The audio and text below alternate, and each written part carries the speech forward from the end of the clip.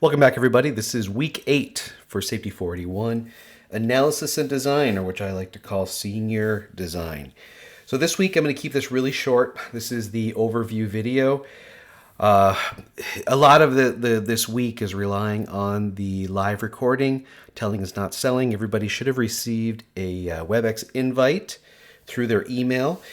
You are not required to attend the live recording of it on Wednesday. I will post the recording shortly after.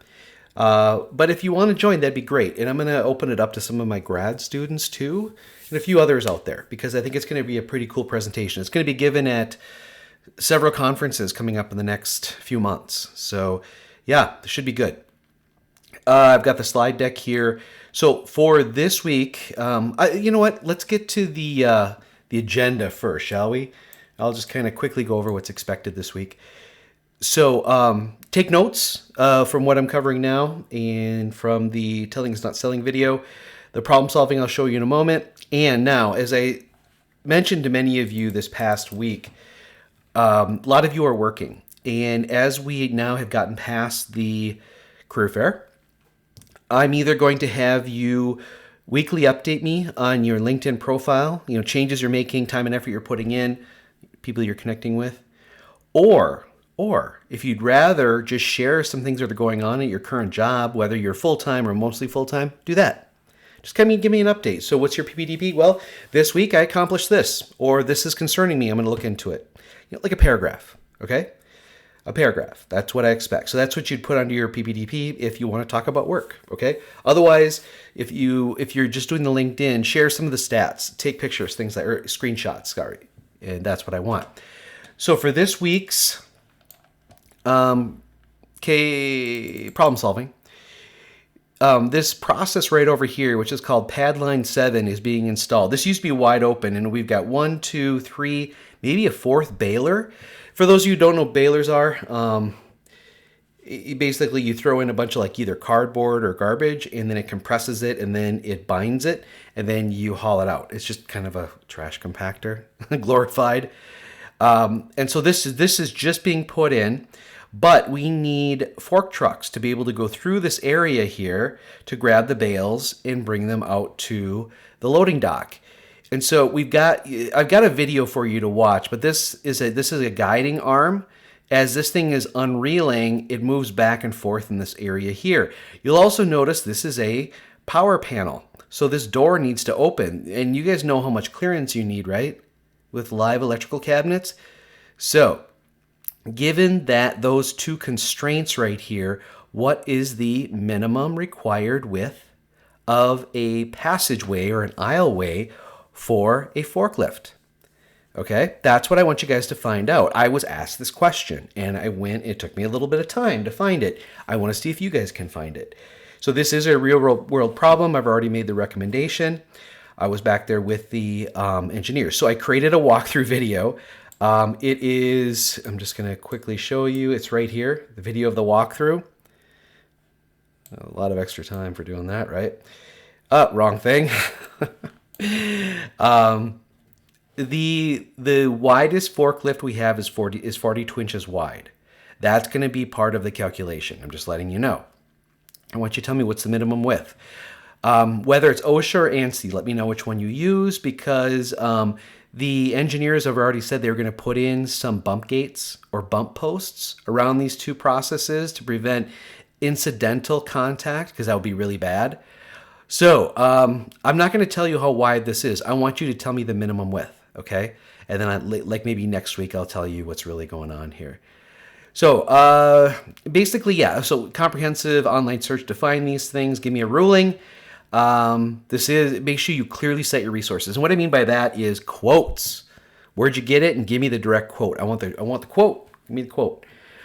Keep it less than a page, please. You don't have to put a cover page and all that other stuff. Just make sure you let me know what you're referencing and what the actual language is, what your recommendation is, okay? So a little simpler than the other one, but hopefully you can find some good resources here. That's Mac. Hi, Mac. He's our building guy. That's Corey. Corey's a cool guy, too. He's a process engineer. Yeah.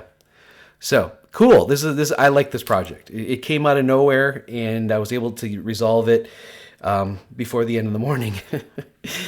So that's what the problem is. There's this, we got the presentation. Okay, so let's back it up a little bit. So binder scoring. Let's take a really quick look of what I'd given you for the binder. We go up here to the course information. There is this course binder rubric. And so when you design something that fits this basic structure, it makes it easier to grade. A lot of you, and I didn't say I didn't say how you had to do this, but a lot of you did it chronologically, week 1, week 2, week 3. I don't think that's the best way to do it. I think having content, weeks worth of content that's similar here is a better arrangement overall. Otherwise, you're just going to have to search through the weeks constantly. Whereas if everything is kind of organized in its specific area, that would be better.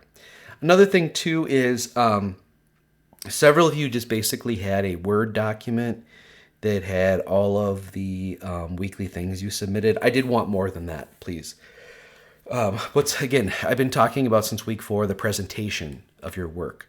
An accumulation of your work is really what I want. And that's what the effort to put the binder together is not meant to just be, here's the stuff I've been turning in, but rather a better presentation of what that is and expanding upon it, if that helps. Okay?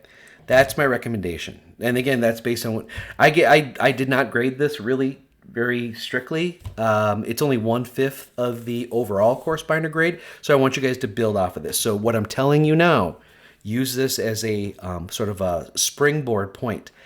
Also, under week 1, several of you actually used OneNote, and I really liked it. I thought that was really slick. So if you don't remember from week 1, we've got this video by a former student of mine. I highly, highly recommend that you guys watch this and maybe try to adopt something similar to this.